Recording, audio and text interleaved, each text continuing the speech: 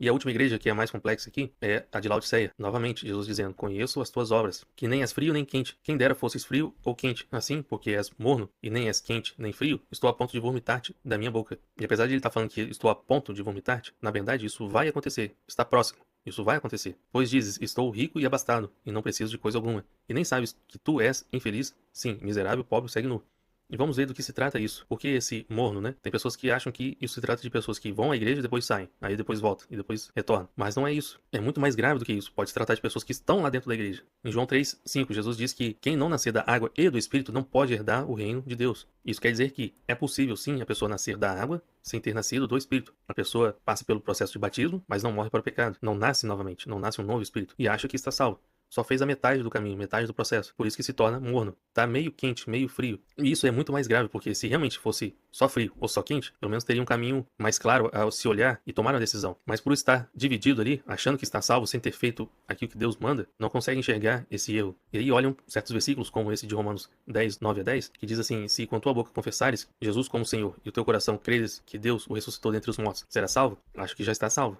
Eu já confessei isso diante dos homens, já participei do batismo, então já fiz a minha parte. Porque com o coração se crê para a justiça e com a boca se confessa a respeito da salvação. Porém, é possível sim crer, dizer que crê, mas não pratica. Assim como é possível, como aconteceu na época de Jesus, e ele cita Isaías, em que com seus lábios vocês me louvam, mas o seu coração está distante. E isso só revela que o coração daquelas pessoas só está cheia de falsidade. E é isso que está sendo revelado. Aí vê também esse texto de Atos 22:16, em que, falando até mesmo para Paulo, né? Recebe o batismo e lava os teus pecados invocando o nome dele. Então, tipo assim, eu tenho como ser batizado e já ser salvo, né? Já passei por todo o processo. Mas é preciso deixar isso muito bem claro, a gente vai tratar disso aqui. Porque morrer para o pecado já é em si o cumprimento da lei. E a lei se finda aí, porque se eu morrer para o pecado, não há mais necessidade de sacrifícios de animais. Porque eu realmente não quero mais pecar. Eu não tenho prazer, tipo assim, em pecar, e depois eu vou lá, eu sei que existe um processo, né? Existe um ritual em que eu levo o animal lá, e ele é que morre em meu lugar, e tá tudo certo. Mas se eu realmente morro para o pecado, eu já não vivo pecando, eu vivo em uma novidade de vida. Então, a lei acaba ali, entre aspas, né? Acaba. Eu já cumpri a lei, eu morri para o pecado. E é somente fazendo isso que nós nascemos um novo espírito. E é esse espírito que nasce novo que herda o reino dos céus. Em Colossenses 2:12, diz assim: tendo sido sepultados juntamente com ele no batismo, no qual igualmente fostes ressuscitados mediante a fé, no poder de Deus que o ressuscitou dentre os mortos. Romanos 6:4. Fomos, pois, sepultados com ele na morte pelo batismo, para que, como Cristo foi ressuscitado dentre os mortos pela glória do Pai, assim também andemos nós em novidade de vida. E por que eu estou citando isso aqui? Porque tem pessoas que acham que passou pelo batismo e já morreu para o pecado ali. Só que diante de Deus, isso não aconteceu. Ela cumpriu certos preceitos transmitidos por homens, mas não por Deus. Em 1 Pedro 3:21 vai especificar algo interessante aqui, na qual figurando o batismo agora também vos salva, não sendo a remoção da imundícia da carne, mas a indagação de uma boa consciência para com Deus, por meio da ressurreição de Jesus Cristo. E o que isso tudo quer dizer? Quando a gente é batizado, de verdade, né, e morre para o pecado, não quer dizer que essa nossa carne aqui vai ser removida essa imundícia dessa carne. Essa carne aqui permanece. Nós devemos morrer para o pecado dia após dia. É isso que Jesus vai dizer. E o apóstolo Pedro está dizendo aqui que, pelo batismo, essa carne aqui não é desfeita. Mas o que é importante é que tenhamos uma boa consciência para com Deus. Quando nós morremos para o pecado, Deus envia para o nosso coração o Espírito do seu Filho. E aí, esse Espírito Santo é que nos traz a consciência de Cristo, a mente de Cristo. E aí que conseguimos ter essa boa consciência para com Deus. Em Romanos 8:6, porque o penhor da carne é para a morte, mas a do Espírito para a vida e paz. Carne e sangue realmente não podem herdar o reino do céu, somente o Espírito que nasce de novo. Essa é a importância de nós morrermos para o pecado. E morrer para o pecado, nascer o novo Espírito, é muito mais importante do que o batismo em si mesmo. Colossenses 1:21-23. E a vós outros também que outrora erais estranhos e inimigos do entendimento pelas vossas obras malignas, ou só existem obras que são malignas. Agora, porém, vos reconciliou no corpo de sua carne, mediante a sua morte, para apresentar-vos perante ele santos, inculpáveis e irrepreensíveis, se é que permaneceis na fé, alicerçados e firmes, não vos deixando afastar da esperança do evangelho que ouvistes, que foi pregado a toda a criatura debaixo do céu, e do qual eu, Paulo, me tornei ministro. E eu destaquei em vermelho mediante a sua morte, porque podem achar que é somente a morte de Jesus. Mas, em 1 João 2,6, o apóstolo João diz que nós devemos andar como ele andou, como Jesus andou. E se ele morreu para o pecado, nós também devemos morrer para o pecado. Não quer dizer que, por ele ter morrido, ele morreu em meu lugar, como se fosse o Barrabás. Não, se você acha que você é representado por Barrabás, então você pode se assemelhar a esse morno que fez somente a metade do processo. Mas Jesus diz: você quer me seguir? Então pegue a sua cruz e venha. Eu vou te mostrar o caminho, vou te mostrar como é que é morrer para o pecado. Como aquele malfeitor na cruz, em que ele admite: não, as nossas obras nos levaram a essa condenação, e a nossa condenação é justa, nós merecemos morrer, tá certo? E a gente pode ver que em Hebreus 10:26, a pessoa pode sim atingir esse ponto em que ela morreu para o pecado, mas voluntariamente volta para o pecado. E isso pode acontecer, é como aqueles que retrocedem, e a gente vai ver aqui também. Em Gálatas 2:17-20. Mas se procurando ser justificado em Cristo, fomos nós mesmos também achados pecadores, dar-se-á o caso de ser Cristo ministro do pecado? Certo que não. O que ele quer dizer com essa frase? Se Jesus morreu pelos nossos pecados e nós ainda vivemos pecando, quer dizer que Jesus é ministro de pecado? Ele morreu para que você possa viver tranquilamente pecando? É claro que não. Mas que você pudesse ter agora a consciência de Cristo e conseguir viver sem pecar, porque você morreu também para o pecado. Porque se torna edificar aquilo que destruir a mim mesmo, me constituo transgressor. Porque eu, mediante a própria lei, morri para a lei, a fim de viver para Deus. Estou crucificado com Cristo. Logo, já não sou eu quem vive, mas Cristo vive em mim. E esse viver que agora tenho na carne, vivo pela fé no Filho de Deus, que me amou e assim mesmo se entregou por mim. E o apóstolo Paulo vai falar em Romanos 3 e também no capítulo 7, que a lei, ela traz para nós o pleno conhecimento do pecado. Já Cristo traz o pleno conhecimento de Deus. São coisas diferentes. Nós realmente devemos cumprir a lei, porque Jesus também disse isso, né? Eu vim aqui não para revogar a lei, mas para cumprir. Porque a lei vai dizer assim, se você fizer tais coisas, você vai receber a maldição da lei. Se você fizer aquelas outras coisas bem abomináveis, você merece morrer. No entanto, se alguém transgride uma lei, transgride toda a lei. E aí, em toda a lei também vai dizer sobre a morte. Então devemos morrer. E aí Jesus diz, eu vim cumprir a lei. E o cumprimento da lei é a morte. Aí Jesus morre, mas ele não nos isenta disso. Ao contrário, o preço que era impossível de a gente pagar por nós mesmos, ele pagou. Porque ele era o verdadeiro santo. E ainda é. Mas nós é que não somos. E aí nós precisamos passar também por esse processo. Morrer para o pecado. E aí é que ele nos justifica. Em Romanos 6, 7 e 10. Portanto, quem morreu está justificado do pecado. Pois quanto a ter morrido, de uma vez para sempre morreu para o pecado. Mas quanto a viver, vive para Deus. 1 Pedro 3,18. Pois também Cristo morreu uma única vez pelos pecados, o justo pelos injustos, para conduzir-vos a Deus. Morto sim, na carne, mas vivificado no Espírito. Lembrando que Jesus está nos guiando, nos conduzindo a Deus. E necessitamos passar por esse processo. 1 Pedro 4,1. Ora, tendo Cristo sofrido na carne, armai-vos também vós do mesmo pensamento, pois aquele que sofreu na carne deixou o pecado. Porém, Jesus não tinha pecado em si mesmo. Então, quando ele fala essa frase, ele não está citando Jesus. Aquele que sofre na carne deixa o pecado. E Jesus vai dizer, mais à frente a gente vai ver, ele repreende e disciplina quantos ama. Então, quando a gente sofre nessa carne que hoje nós vivemos, é por esse processo que nós deixamos o pecado. Em Lucas 9, 23 e 24, Jesus dizendo, se alguém quer vir após mim, assim mesmo se negue, dia após dia tome a sua cruz e siga-me. Pois quem quiser salvar a sua vida, perdê-la-á. Quem perder a sua vida por minha causa, esse a salvará. E começa nesse processo de negar a si mesmo, porque isso é morrer para o pecado também. Eu não quero mais fazer a minha vontade. Eu quero tanto fazer a vontade do Pai que eu não vou mais existir, né? Esse meu eu vai deixar, vai diminuir enquanto ele aumenta. E foi isso que João Batista também disse, né? Importa que eu diminua e ele aumente. Em 1 Pedro 2,5, também vós mesmos, como pedras que vivem, sois edificados casa espiritual para ser de sacerdócio santo, a fim de oferecer sacrifícios espirituais, agradáveis a Deus por intermédio de Jesus Cristo. Esse sacrifício espiritual que devemos fazer, morrer para o pecado dia após dia, negando a nós mesmos. Esse é o sacrifício que agrada a Deus. Em Hebreus 13, 11 a 13, vai falar que nós devemos seguir esse mesmo caminho de Jesus, pois aqueles animais cujo sangue é trazido para dentro do Santo dos Santos pelo sumo sacerdote, como oblação pelo pecado, têm o corpo queimado fora do acampamento. Por isso foi que também Jesus, para santificar o povo, pelo seu próprio sangue, sofreu fora da porta, fora do templo, né? Saiamos, pois, a ele fora do arraial. Nós também devemos seguir esse caminho, levando o seu vitupério, que é a sua vergonha, né? A mesma coisa que ele sofreu, também nós devemos sofrer e levar isso. Então, é por não terem morrido para o pecado, achando que a confissão e o batismo foi o suficiente, é que se tornaram esses monos de Apocalipse 3. É essa denúncia que Jesus está falando dessa igreja de Laodiceia, e que serve, logicamente, para todos nós. Mas agora especificando o que Jesus fala nessa frase, estou rico e abastado e não preciso de coisa alguma. Com essa frase, estou rico, é como se dissessem assim, eu ganhei um reino, o reino dos céus, sem fazer esforço algum, só precisei de me batizar, de professar diante dos homens, porque Jesus pagou todo o preço e morreu no meu lugar. Eu não preciso fazer nada, eu ganhei tudo de graça. Só que, em 1 Pedro 4, 18 e 19, não diz assim, é com dificuldade que o justo é salvo. E aí eu te pergunto, será que isso deixou de acontecer? Não é mais com dificuldade que o justo é salvo? Ele não precisa sofrer na carne, não precisa passar pela disciplina e repreensão do Senhor para que deixe o pecado? Isso tudo deixou de acontecer? Porque eu sei que não é mais pregado dessa forma. Eu demorei demais para conseguir entender isso. E outra frase que também diz, estou abastado. E uns chegam até a dizer assim, eu sou filho do dono do ouro e da prata. Que realmente assim, eu sou abastado, eu não preciso me esforçar tanto, né? E ainda dizem assim, nada me faltará. Tipo assim, citando, se referenciando às coisas deste mundo. Nada vai me faltar do que eu preciso deste mundo. Ao invés de buscarem e ansiarem pelas bênçãos espirituais, por alimento sólido espiritual, estão dizendo que nada vai me faltar deste mundo, e não espiritualmente. E também dizem assim, tudo que eu pedir deste mundo, mesmo que envolva as coisas deste mundo, vai acontecer, vai me ser concedida. Porque eu sou filho desse rei, né? E seria bom ler em 1 Coríntios 4, 6 a 7, e também em 1 Timóteo 6, 9 a 10 e também versículo 17. O que se trata disso? De que ninguém deve se ensoberbecer em detrimento de outro, e também colocar sua confiança nas riquezas deste mundo. Não devemos fazer isso. Mas leiam esses textos com calma e meditem sobre isso. Outra frase que dizem, não preciso de coisa alguma, porque, além de Jesus ter levado consigo todas as minhas dores, doenças e pecados, nada preciso pagar, nada preciso sofrer, nada preciso me desfazer. Afinal, o problema com riqueza era somente do jovem rico, não comigo. Eu não tenho esse problema. O problema era com ele. E eu também não preciso praticar a piedade, caridade, nem socorro. Afinal, não sou salvo por obras. Então, tá tudo certo.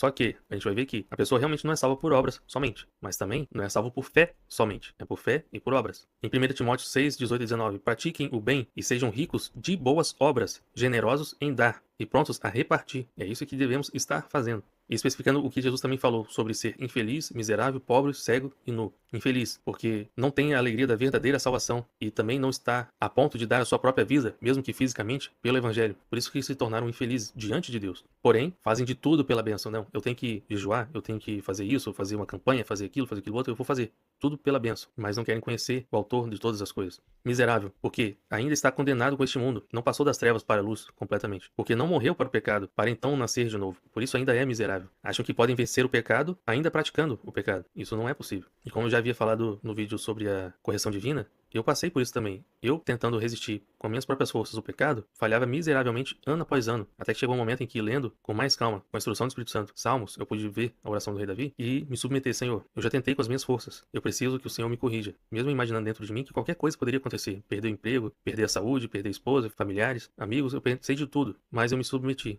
E ao invés de provar que Deus é bom, como a maioria quer provar, ao receber bênçãos deste mundo, eu pude provar a Deus em que, sabendo que era merecedor de receber uma punição maior, recebi uma punição muito mais branda. E ainda com um bônus, né? Em que eu recebi sim uma bênção. Só que foi uma bênção espiritual, um alimento sólido. E foi aí que eu pude provar de verdade que Deus é bom. Mas continuando aqui, ele diz também que a pessoa é pobre. Dizem provar que Deus é bom pelas bênçãos, como eu acabei de falar, né? Achando que a prosperidade deste mundo é uma chancela da aprovação divina. Só que não é. E acabam colocando o coração nessas riquezas terrenas e confiam na estabilidade que essas riquezas trazem. Mas diante de Deus, são pobres. Cego, porque não veem a verdade, já que não foram capazes de morrer para o pecado e então receberem de fato o Espírito de Cristo, e o Espírito Santo é a própria verdade, eles acabam, na verdade, se especializando no conhecimento do bem que está contido no fruto do conhecimento do bem e do mal, que provém de Satanás. E não tendo o Espírito da verdade, que é o Espírito Santo de Deus, acabam sendo cegos. E nu, porque não praticam a justiça de Deus, os atos de justiça dos santos, descrito em Apocalipse 19:8, que é, na verdade, o linho finíssimo que eles vestem. Acham que buscar a justiça divina é julgar a outros. Eu já vi alguns versículos para nós julgarmos todas as coisas, mas nós vamos ver do que se trata isso. E além de acharem que podem julgar a outros, acabam retendo o que seria justo de repartir, e não fazem. E diante de Deus, na verdade, estão nus. Então vamos ver um pouco mais sobre essas obras. Em Tiago 2 vai falar isso. Eu separei os versículos aqui. Assim também a fé, se não tiver obras, por si só está morta. Vês como a fé operava juntamente com as suas obras. Com efeito, foi pelas obras que a fé se consumou. Em outras palavras, é pelas obras que nós fazemos que a nossa fé é confirmada. Verificais que uma pessoa é justificada por obras e não somente por fé. Tipo, as pessoas estão argumentando, não, eu não sou salvo por obras. Beleza, por obras somente não. Assim como por fé somente, também não. Porque assim como o corpo sem espírito é morto, assim também a fé sem obras é morta. Isso quer dizer que, se você não tem o espírito que é vivificado por Deus, o espírito novo, você não tem, você ainda está morto. E olha só que coisa grave que pode acontecer. E o apóstolo Paulo diz em Tito 1,16, no tocante a Deus, professam conhecê-lo, entretanto o negam por suas obras. Tem como sim, pelas nossas obras, nós negarmos a Deus. É aquilo que Jesus fala, né? Eu tive fome, você não me deu de comer. Nós estamos negando isso a ele. É por isso que são abomináveis, desobedientes e reprovados para toda boa obra. E olha só essa advertência, não se engane. Não é porque não praticam abominações ou coisas escandalosas que quer dizer que praticam a justiça divina, ou qualquer outra boa obra que possam achar, segundo o conceito humano. Os que muitos irão ouvir de Jesus é justamente a ausência, a omissão, a negligência da justiça divina, em que ele diz, eu tive fome, você não me deu de comer, eu tive sede, você não me deu de beber, e assim por diante, em Mateus 25, de 31 a 46. Sendo que isso é o deleitar-se com a injustiça que o apóstolo Paulo fala em 2 Tessalonicenses 2:12. Essa operação do erro que vem sobre o mundo inteiro virá sobre essas pessoas que se deleitaram com a injustiça. O que isso quer dizer? Deixaram de repartir mais daquilo que era justo, né? E acumularam riquezas para si. E se aproveitaram dessas riquezas, tiveram prazer nessas coisas, se deleitaram com a injustiça. E olha o que Jesus diz nessa continuação do texto. Aconselho-te que de mim compres. E olha que coisa estranha. Tem como a gente comprar alguma coisa de Deus? Aconselho-te de que de mim compres ouro refinado pelo fogo para te enriqueceres, vestiduras brancas para te vestires, a fim de que não seja manifesta a vergonha da tua nudez, e colírio para ungires os olhos, a fim de que vejas. Eu repreendo e disciplino a quantos amo. Sê, pois, zeloso e arrepende. E essa resposta de como nós podemos comprar alguma coisa de Deus está em Provérbios. Em Provérbios 8, eu separei alguns versículos aqui, em que a própria sabedoria é o que está falando. Aceitai o meu ensino, é a sabedoria que está dizendo, e não a prata e o conhecimento antes do ouro escolhido, porque melhor é a sabedoria do que joias, e de tudo o que se deseja, nada se pode comparar a ela, a sabedoria. Eu, a sabedoria, habito com a prudência, e disponho de conhecimentos e de conselhos. Eu amo os que me amam, os que me procuram me acham, riquezas e honra estão comigo, as divinas, as verdadeiras, não as dos homens. Bens duráveis e justiça, ou seja, coisas que são eternas. Melhor é o meu fruto do que o ouro refinado, e o meu rendimento melhor do que a prata escolhida. Ando pelo caminho da justiça, no meio das veredas do juízo, para dotar de bens, olha só, para dotar de bens os que me amam, e lhes encher os tesouros. Se nós seguirmos a sabedoria divina e a sua justiça, é isso que acontece. Ela nos enche de bens e de tesouros, mas são bens e tesouros duráveis, eternos, não dessa terra. Mas como ele está falando, aceitai o meu ensino, o que a sabedoria clama? Lá em Provérbios 1, 20 e também no 23. Grita na rua a sabedoria, nas praças levanta sua voz. Atentai para a minha repreensão. E Jesus está dizendo, eu repreendo e disciplino a quantos amo. E aí eu te pergunto, você está se sentindo amado por Deus dessa forma? Ou de outra forma que não é essa? E se nós atentarmos a essa repreensão, o que acontece? A sabedoria dizendo, eis que derramarei copiosamente para vós outros o meu espírito e vos farei saber as minhas palavras. E aí, tendo ouvido tudo isso e sabendo que o rei Davi orou dessa forma, Senhor, julga-me, segundo a minha retidão. Em outro momento, Senhor, julga-me e prova-me no fogo e vê se há em mim algum caminho mau. Depois ainda diz, Senhor, julga-me segundo a tua justiça.